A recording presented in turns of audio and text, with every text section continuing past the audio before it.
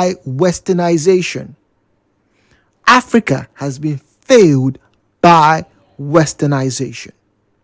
Now, from the moment I saw this a few days ago, I have been consuming some historical, content as to how Africa became Africa as it is today, talking about the rush by the Western powers, particularly European powers, to divide a continent that they knew absolutely nothing about, but they felt they had a right to because they felt they were superior.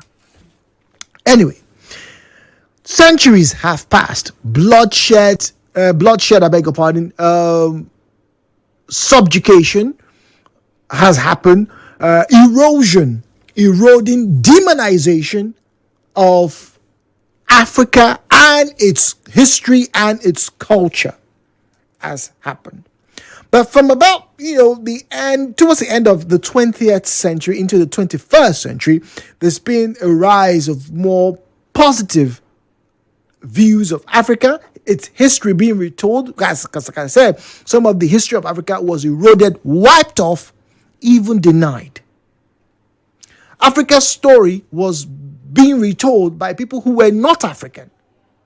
But now Africans are beginning to take a page, get informally educated and trying to find out exactly what it really is to be African.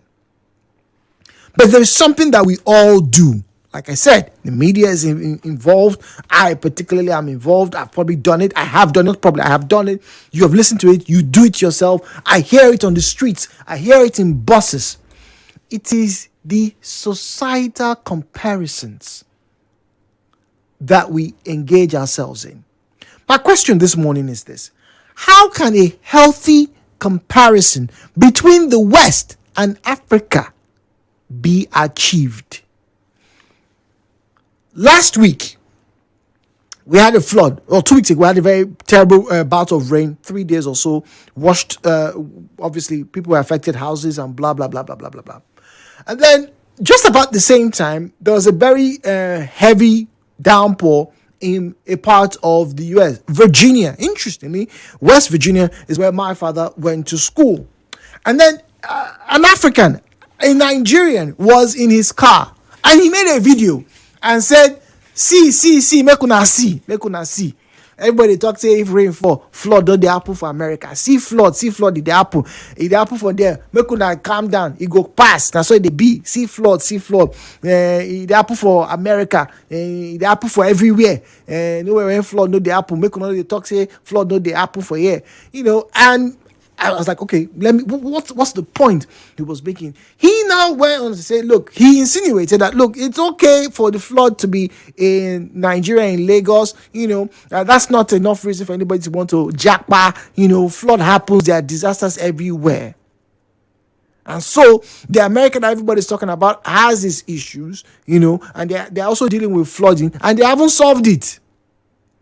He basically said they haven't solved it. Right? That it happens is natural effect.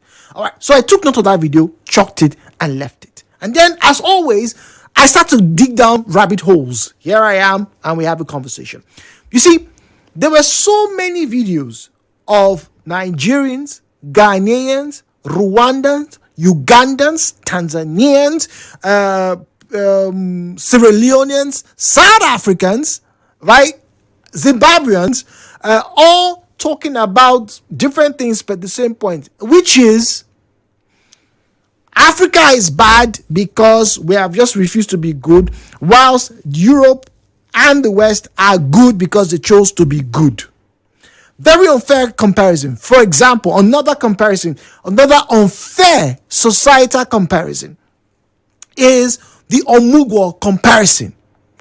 A man gave a story. Oh, he's waking up at 6:30 in the morning these days because his wife is nursing their baby. It's just them and them alone in their apartment. There's nobody, but he's grateful that he doesn't have no mother-in-law trouble, or his mother is causing problem for his wife, so he has to wake up. Men, come up, let's do this for our wives and let's do this for our children, yada yada yada yada. That over here, no mother-in-law will come and do this for you, blah blah blah blah blah. End of story, move on.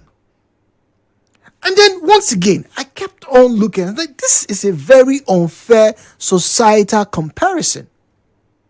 The fact that one thing works in another society doesn't mean it must work in another society, and also doesn't mean we must measure our success by their own standards. And I think that's what we've done in Nigeria and on this African continent. We have measured our success on the standards of the West.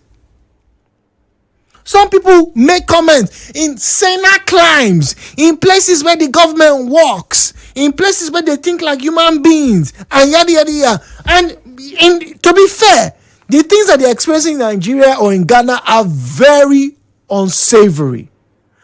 But have we so swallowed the westernization of ideas that we are now, as it were, measuring ourselves by what their own idea of success is?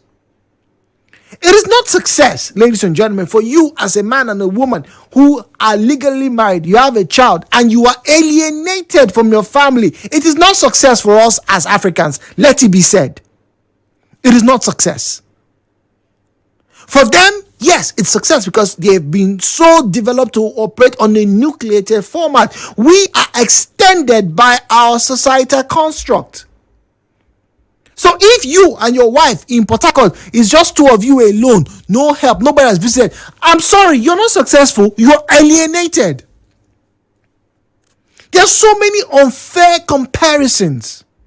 Oh, our government doesn't do this, our government doesn't do that. Oga, do you know that some governments on this African continent were forced to sign treaties as far back as the 1800s or even early 1900s that on so and so this cannot be done? For heaven's sakes, Togo, Ivory Coast, they have to bank their money in a French bank.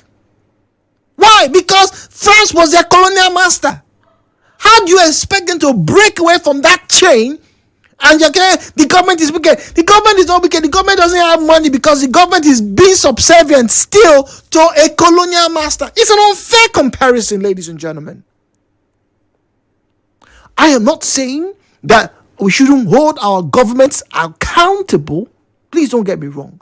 But when we look at our societal construct, oh, we don't do this here. Oh, we don't do this here. So the fact that we don't do this here, that's why we are backward. It may not be true. Finally, as I open the phone lines, there was a very interesting community in Ghana where the river was forbidden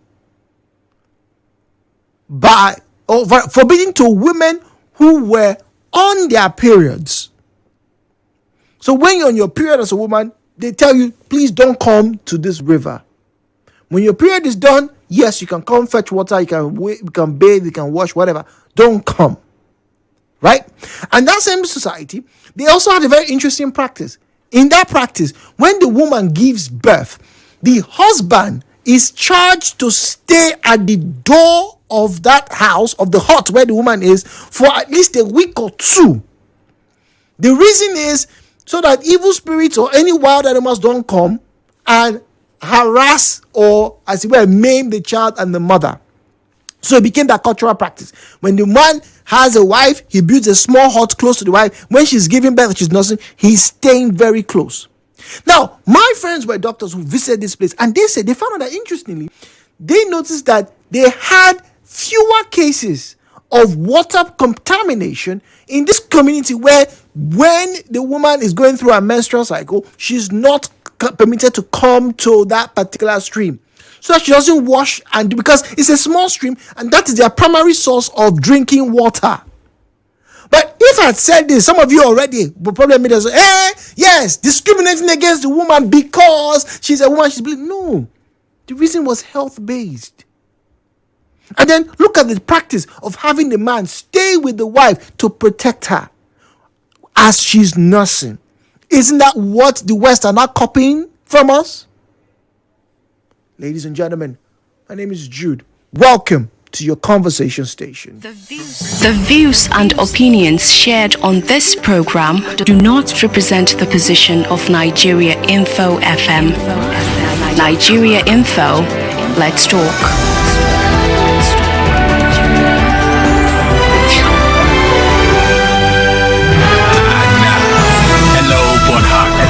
With Jude on 92.3. 1792300. Telegram number is 0809. Have a healthy